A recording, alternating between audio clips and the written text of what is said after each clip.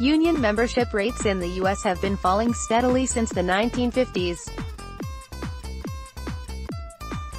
The U.S. Bureau of Labor Statistics said this rate, the number of wage and salary workers who were members of unions, was 10.7% in 2017.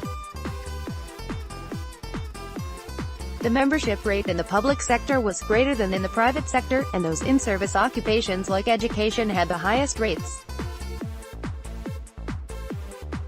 That should also partly explain why teachers are the most active now. This year we have been seeing a high rate of teacher strikes across the U.S. A 9-day strike in West Virginia ended with a pay rise, and now strikes have taken place in other states too, namely, Oklahoma, Kentucky, Colorado and Arizona, all states where average teacher pay is below the national average. Statistics show that teacher pay has declined in real terms by 2% between 1992 and 2014, but apart from demands for pay and benefits, teachers have been asking for a higher budget for school infrastructure, textbooks, and so on. Even where budgets are up, more has gone to administrators rather than teachers or for classroom supplies.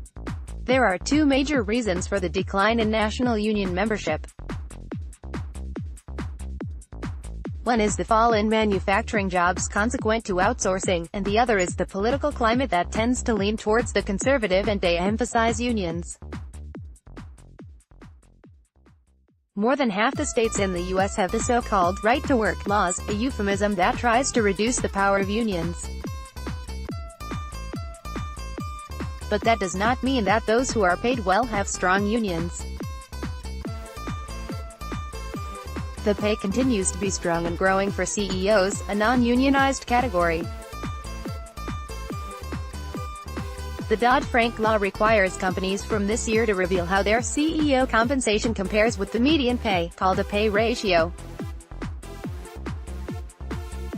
Reports quoting analysis of this data across over 350 companies suggest that the multiple can range from as high as about 670 in the retailing industry to as low as about 70 in the energy sector. What is even more interesting is that data also pokes holes in the argument that CEOs' high pay is justified since it is tied to their performance through share options and targets to be achieved. Well, no. Studies suggest weak correlation between pay and performance. Those who received the biggest pay increases performed only average in terms of generating shareholder value, and star performers received only average compensation. Since we are also celebrating Karl Marx's birth bicentenary this month and year, it would be useful to reflect on what he may have thought about the difference in the trends between teachers' pay and CEOs' pay. Marx's theories stress class struggle. In capitalism, the ruling classes, bourgeois, control the means of production, and the working classes, proletariat, sell their labor in return for wages. Due to their power to control and regulate, the bourgeois would grab a greater share of the surplus that the proletariat produces. The average CEO pay is about $14 million, about 91 crore rupees, and the average teacher's pay is about $60,000, about 39 lakh rupees. Now, can we understand why the teachers' unions struggle to protect their share of the surplus in the economy, and perhaps wonder why other less privileged groups are not doing the same?